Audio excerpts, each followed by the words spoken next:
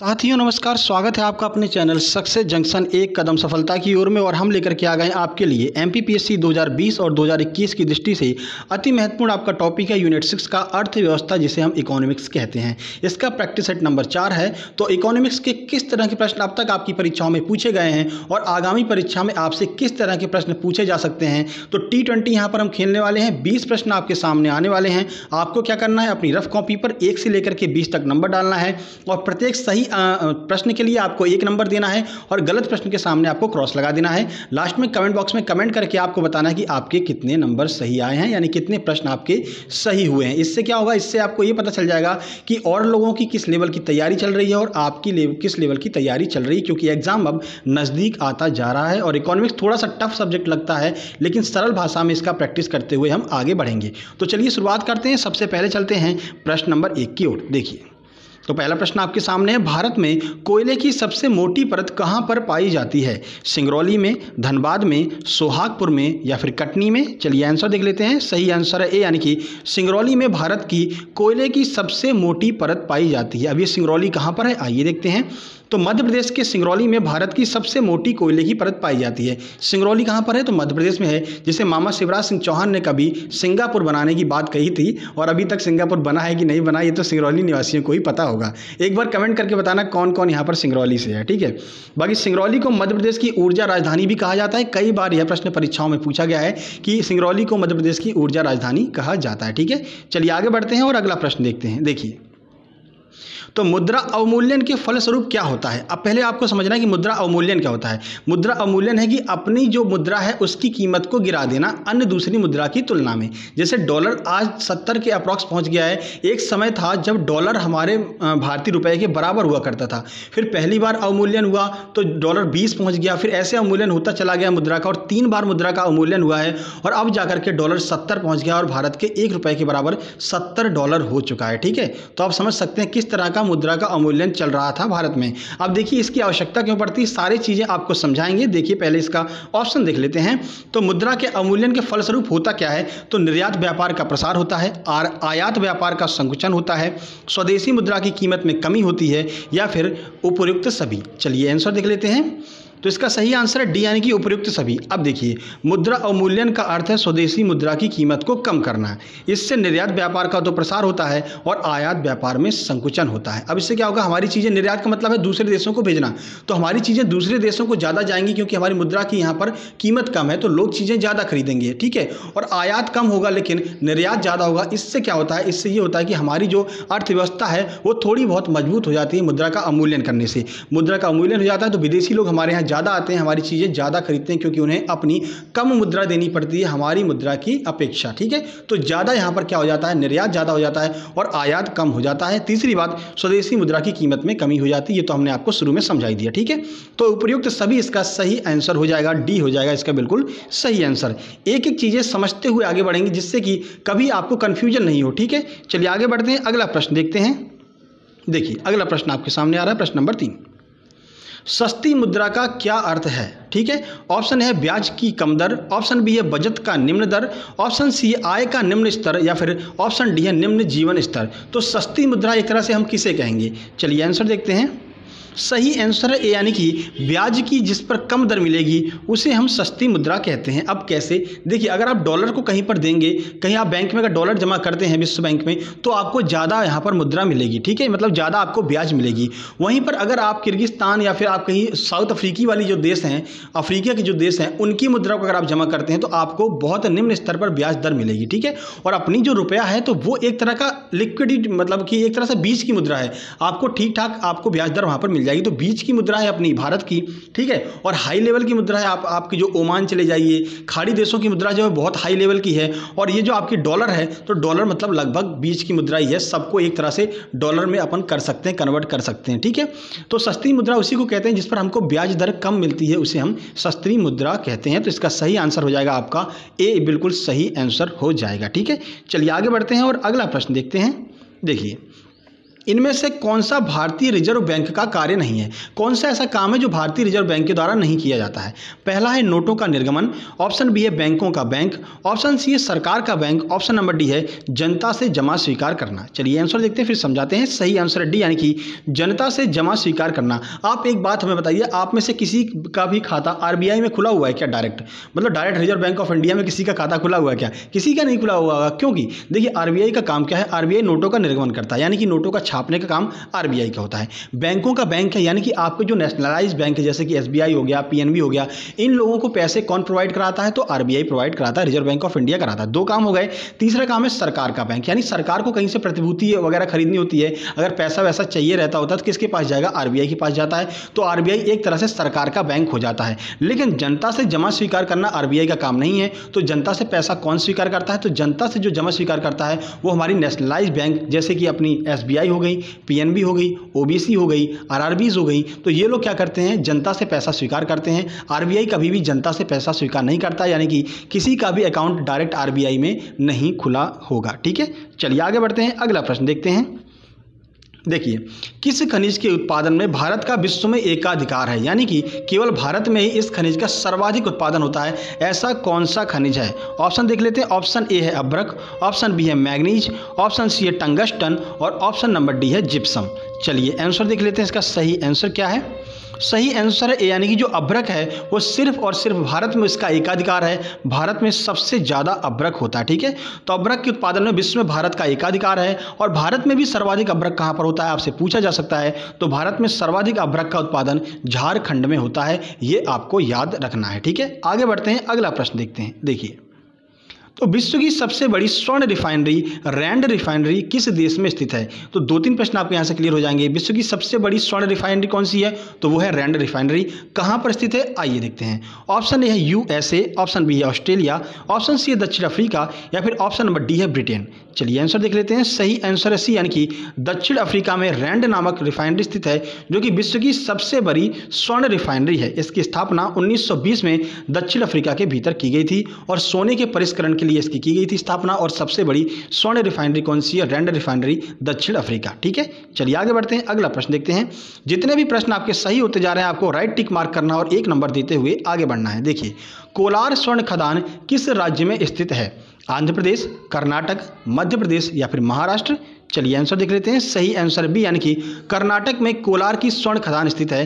तो चलिए कुछ जानकारी आपको देते हैं। तो कोलार स्वर्ण खदान जो है वो भारत की सबसे बड़ी स्वर्ण खदान है। सबसे बड़ी सोने की खदान कौन सी है? कोलार है, जो कि कर्नाटक राज्य में स्थित है। ठीक है, तो कर्नाटक में सोने की खदान पाई जाती है जिसका नाम है कोलार स्वर्ण खदान। आपसे सीधे सीधे फैक्ट वाला प्रश्न एमपीपीएससी 2020 प्री में पूछा जा सकता है। चलिए आगे बढ़ते हैं, अगला प्रश्न देखते हैं। पंजाब में कौन सा स्थान होजरी उद्योग के लिए प्रसिद्ध है? देखिए, उद्योगों से लगातार प्रश्न आपसे पूछे जाते हैं। अभी हम यहाँ पर इंडिया और विश्व के उद्योगों को कवर कर रहे हैं। एमपी का वीडियो जैसे ही आएगा वहाँ पर हम आपको एमपी के उद्योगों को भी कवर करा देंगे, तो कोई दिक्कत नहीं रही। चाहे एमपी से उद्योग पूछ ले, चाहे भारत और विश्व से उद्योग पूछ ले, आपकी जो इंडस्ट्री वाला जो पोर्शन होगा एकदम क्लियर हो चुका होगा। ठीक है, चलिए ऑप्शन है गुरदासपुर, ऑप्शन बी है अमृतसर, ऑप्शन सी है जालंधर या फिर ऑप्शन नंबर डी है लुधियाना। तो कहाँ पर होजरी उद्योग सबसे ज़्यादा विख्यात है? आइए आंसर देखते हैं। सही आंसर है डी, यानी कि लुधियाना में जो आपका होजरी उद्योग है वो बहुत प्रसिद्ध है। यहाँ के होजरी के सामानों का निर्यात विदेशों तक किया जाता है। आपने भी देखा होगा लुधियाना की शॉल, लुधियाना के स्वेटर। तो ये क्या है, बहुत अच्छे स्तर के जो है स्वेटर वगैरह जो भी सामान होता है, होजरी का सामान जो है लुधियाना में सबसे अच्छा यहाँ पर पाया जाता है, जिसका निर्यात कहाँ पर किया जाता है? विदेशों में जिसका निर्यात किया जाता है। आगे बढ़ते हैं, अगला प्रश्न देखते हैं। भारत में सबसे बड़ी तेल शोधनशाला कहाँ पर स्थित है? यानी कि ऑयल रिफाइनरी कहाँ पर स्थित है भारत की सबसे बड़ी?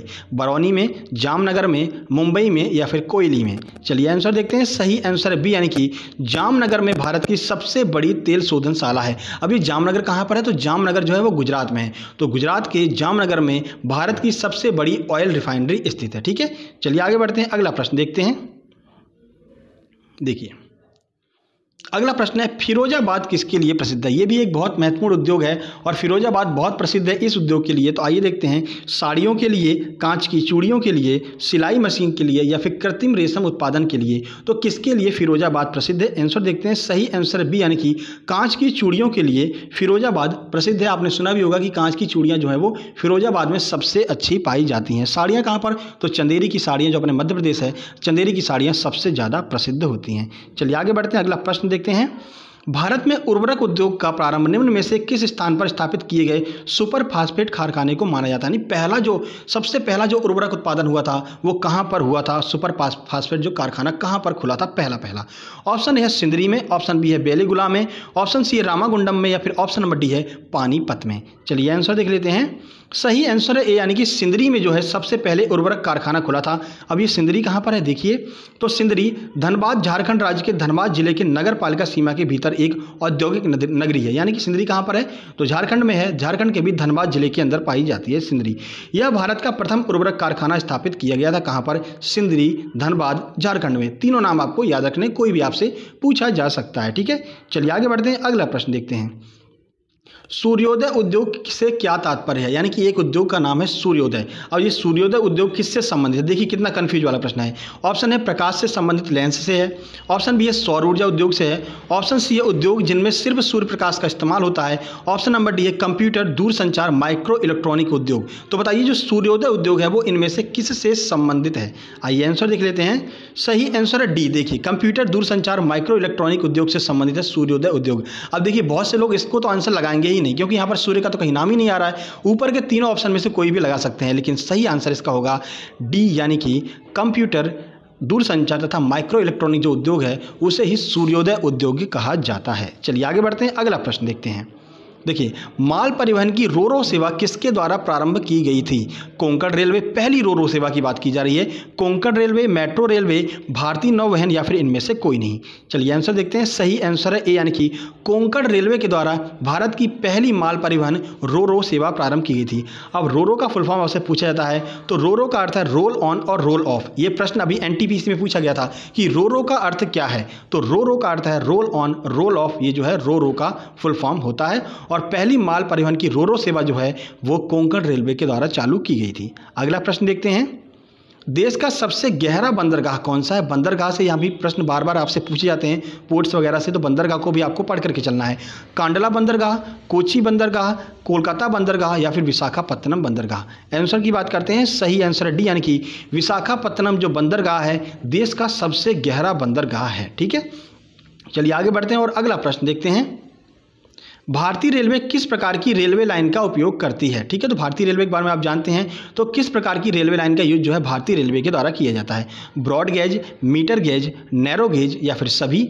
आइए आंसर देखते हैं। सही आंसर डी, यानी कि उपरोक्त सभी। भारतीय रेलवे 3 प्रकार की रेलवे लाइनों का इस्तेमाल करती है। पहली है ब्रॉड गेज, दूसरी है मीटर गेज और तीसरी है नैरो गेज। अब देखिए हालांकि जो नैरो गेज है उसका यूज बहुत कम होता है। आपने नैरो गेज देखा होगा जो आपकी ग्वालियर से लेकर के शायद आपका जो कैलारस वाली जो रूट है वहाँ पर नैरो गेज ट्रेन चलती है। आपने देखा भी होगा, मतलब कई बार यहाँ पर वीडियो वायरल हुआ है कि रोड पर चलती हुई ट्रेन, तो वो नैरो गेज ट्रेन होती है। छोटी छोटी पटरियाँ होती हैं, उनकी मतलब चौड़ाई कम होती है, तो नैरो गेज होती है। अपने यहाँ पर ग्वालियर में भी चलती है। उसके बाद बात करें तो जो पहाड़ी इलाके होते हैं वहाँ पर पर्यटन के लिए ज़्यादातर नैरो गेज का ही इस्तेमाल किया जाता है। ठीक है, चलिए आगे बढ़ते हैं। तो 3 प्रकार की जो है रेलवे लाइन का यूज भारतीय रेलवे के द्वारा किया जाता है। नैरो गेज का बहुत कम इस्तेमाल किया जाता है। धीरे धीरे नैरो गेज को यहाँ पर बंद किया जा रहा है। आगे बढ़ते हैं। देखिए अगला प्रश्न। प्रथम योजना आयोग के उपाध्यक्ष कौन थे? नीति आयोग के बारे में सबको पता रहता है, यहाँ पर सीधे प्रश्न पूछ देंगे प्रथम योजना आयोग के उपाध्यक्ष कौन थे? ऑप्शन है जवाहरलाल नेहरू, जगजीवन राम, गुलजारी लाल नंदा या फिर आर के शनमुगम सेठी। आंसर देख लेते हैं। सही आंसर है सी, यानी कि गुलजारी लाल नंदा जो हैं प्रथम योजना आयोग के उपाध्यक्ष थे। अब योजना आयोग के बारे में आपको बता दें तो मार्च 1950 में योजना आयोग की स्थापना की गई, जिसके प्रथम अध्यक्ष कौन थे? तो जवाहरलाल नेहरू। जैसा कि आपको पता भी होगा प्रधानमंत्री जो होता है वो योजना आयोग और नीति आयोग का पदेन अध्यक्ष होता है। पदेन का मतलब समझ रहे हैं, यानी कि मतलब अपने आप ही वो अध्यक्ष बन जाएगा, उसका कोई चुनाव वगैरह नहीं होगा। पहले से ही फिक्स है कि इसका पदेन अध्यक्ष कौन होता है, तो प्रधानमंत्री होते हैं। जैसे कि राज्यसभा का पदेन सभापति कौन होता है, तो उपराष्ट्रपति राज्यसभा का पदेन सभापति होता है। पहले ही संविधान में लिख दिया गया है, तो उसका कोई चुनाव होगा ही नहीं। किसके लिए? राज्यसभा के सभापति के लिए कोई चुनाव नहीं होता है। राष्ट्रपति उपराष्ट्रपति का चुनाव होता है, लेकिन सभापति का कोई चुनाव नहीं होता है। इसी का अर्थ होता है पदेन अध्यक्ष, यानी जिसका कोई भी चुनाव नहीं होता है। उपाध्यक्ष कौन कौन थे? तो प्रथम उपाध्यक्ष गुलजारी लाल नंदा थे, आपको याद रखना है। 2015 में अब इसकी जगह पर कौन आ गया? नीति आयोग आ गया। तो 1 जनवरी 2015 से योजना आयोग को हटा करके नीति आयोग की स्थापना कर दी गई। तो प्रथम अध्यक्ष कौन थे नीति आयोग के? तो प्रथम अध्यक्ष नीति आयोग के हैं नरेंद्र मोदी। कमेंट बॉक्स में आपको कमेंट करके बताना है कि नीति आयोग के प्रथम उपाध्यक्ष कौन है, इसलिए हमने यहाँ पर डैश बनाकर छोड़ दिया है, उपाध्यक्ष का नाम हमने नहीं लिखा है। तो नीति आयोग के प्रथम उपाध्यक्ष कौन है, आपको कमेंट बॉक्स में कमेंट करना है। देखते हैं किस किस को पता है इस बारे में कि प्रथम जो नीति आयोग है उसके प्रथम उपाध्यक्ष कौन बने थे। महत्वपूर्ण प्रश्न है क्योंकि बार बार परीक्षाओं में पूछा जा रहा है ये प्रश्न। आगे बढ़ते हैं, अगला प्रश्न देखते हैं। चलैया समिति का संबंध किस क्षेत्र से है? प्रत्यक्ष एवं अप्रत्यक्ष कर से, बैंकिंग प्रणाली में सुधार से, आयात निर्यात से, या फिर इनमें से कोई नहीं। आंसर देख लेते हैं। सही आंसर है ए, यानी कि प्रत्यक्ष एवं अप्रत्यक्ष कर से जो है चलैया समिति का संबंध है। प्रत्यक्ष कर क्या होता है, अप्रत्यक्ष कर क्या होता है, हमने बड़े डिटेल में आपको इससे पहले वाली जो करंट अफेयर की वीडियो हमने कराई थी उसमें हमने आपको बताया था। प्रत्यक्ष कर का अर्थ है जिसे डायरेक्ट हम जा करके देते हैं, ठीक है, और अप्रत्यक्ष कर का अर्थ है जिसे हमारे द्वारा तो पे किया जाता है लेकिन हम डायरेक्ट नहीं देते हैं, वो किसी न किसी माध्यम से जाता है। जैसे कि आपका जीएसटी एक अप्रत्यक्ष कर है, यानी कि आप मान लीजिए आप होटल में गए, ठीक है, आपने खाना खाया। अब आप ऐसा तो कहेंगे नहीं कि वो आपके पास बिल लेकर गया, सर आपका 150 रुपये हुआ। अब आप ऐसा तो नहीं कहेंगे कि 140 रुपये तुम पकड़ो भाई साहब और 10 रुपये हम जाकर के आपका जो जीएसटी टैक्स है ये हम जाकर के सरकार को देंगे। ऐसा तो नहीं करते हैं आप क्या करते हैं, पूरे 150 रुपये पे करते हैं। फिर उन जो आपने पे किए हैं पैसे उनमें से जीएसटी वगैरह जो भी होता है वो होटल का मालिक जो होता है वो जाकर के सरकार को देता है। तो एक प्रकार का अप्रत्यक्ष कर हो गया, जमा तो आपने ही किया लेकिन किसी और के माध्यम से। प्रत्यक्ष कर क्या होता है, जैसे कि आपका बिजली का बिल हो गया, हाउस टैक्स हो गया, इसको आप खुद जाकर के नगर निगम में जाकर के जमा करते हैं। निगम कर हो गया, इनको आप खुद जाकर के जमा करते हैं, इसको कहते हैं प्रत्यक्ष कर। और जो आपके द्वारा जमा नहीं किया जाता, यानी पे तो आपके लिए किया, आपके द्वारा किया जाता है मगर किसी और के द्वारा जमा किया जाता है, उसे हम अप्रत्यक्ष कर कहते हैं। जैसे कि आपके पार्ले जी आप खरीदने जाते हैं, 5 रुपए का पार्ले जी है, 1 रुपये जो जीएसटी लगा हुआ है उसको वो दुकानदार जाकर के जमा करेगा, आप जाकर के जमा नहीं करेंगे, ठीक है, तो वो अप्रत्यक्ष कर हो गया। और आपने डायरेक्ट जमा किया वो प्रत्यक्ष कर हो गया। उम्मीद करते हैं कॉन्सेप्ट क्लियर हो गया होगा। अगर क्लियर हो गया हो तो वीडियो को लाइक जरूर कर दीजिएगा, शेयर भी जरूर कर दीजिएगा। आगे बढ़ते हैं और चलैया समिति को याद रखिए, चलैया समिति प्रत्यक्ष कर एवं अप्रत्यक्ष कर से संबंधित है। अगला प्रश्न देखते हैं। भारत में मौद्रिक नीति किसके द्वारा बनाई और लागू की जाती है? केंद्रीय सरकार, एसोचैम, आरबीआई या फिर फिक्की? आंसर देख लेते हैं। सही आंसर सी, यानी कि आरबीआई के द्वारा ही भारत में महंगाई को नियंत्रण किया जाता है। इसकी जिम्मेदारी किसके पास में? आरबीआई के पास में है। इसलिए भारत में मौद्रिक नीति का निर्माण भी जो है वो आरबीआई के द्वारा ही किया जाता है। यानी कि कितना सीआरआर रखना है, कितना एसएलआर रखना है, ये सब किसके द्वारा किया जाता है? ये सब का सब जो है आरबीआई के द्वारा किया जाता है, ठीक है। और CRR, cash reserve ratio, SLR, ये सब जानकारी हम आपको डेली करंट अफेयर वाली वीडियो में देते रहते हैं, क्योंकि बार बार सीआरआर इतना बढ़ गया, एसएलआर इतना कम हो गया, ये सारी बातें आती रहती हैं। तो हम आपको इसका फुल फॉर्म और पूरी जानकारी आपको हम इसके बारे में देते रहते हैं। एनडीटीएल के बारे में भी हमने आपको डेली करंट अफेयर वाली वीडियो में बताया है। और एनडीटीएल का जो प्रश्न है, अभी हाल ही में एक एग्जाम हुआ बैंक का, एनडीटीएल का प्रश्न यहाँ पर पूछा जा चुका है, ठीक है। तो सारी जानकारी आपको क्लियर करते हुए चलना, इसीलिए हम आपसे कहते हैं सुबह वाली वीडियो जो करंट अफेयर की है जरूर देखा कीजिए। उन लोगों को बहुत ज़्यादा फायदा होने वाला है एमपीपीएससी प्री एग्जाम में जो दोनों वीडियो देखते हैं, सुबह 7:30 बजे वाली करंट अफेयर की और 12:30 बजे वाली प्रैक्टिस सेट की। चलिए आगे बढ़ते हैं और अगला प्रश्न देखते हैं। अशोक लीलैंड नाम से ट्रकों का उत्पादन किस औद्योगिक घराने के द्वारा किया जाता है? इस प्रश्न को हमने क्यों कवर किया है इसकी भी हम आपको रीजन बताएंगे, क्योंकि अभी करंट में है, जो करंट का एक विषय बना हुआ है अशोक लीलैंड। चलिए आंसर देख लेते हैं। पहले टाटा, बिरला, गोदरेज या फिर हिंदुजा। तो बताइए जो अशोक लीलैंड नाम के जो ट्रक है वो किसके द्वारा यहाँ पर बनाए जाते हैं? सही आंसर है डी, यानी कि हिंदुजा कंपनी के द्वारा अशोक लीलैंड ट्रकों का निर्माण किया जाता है।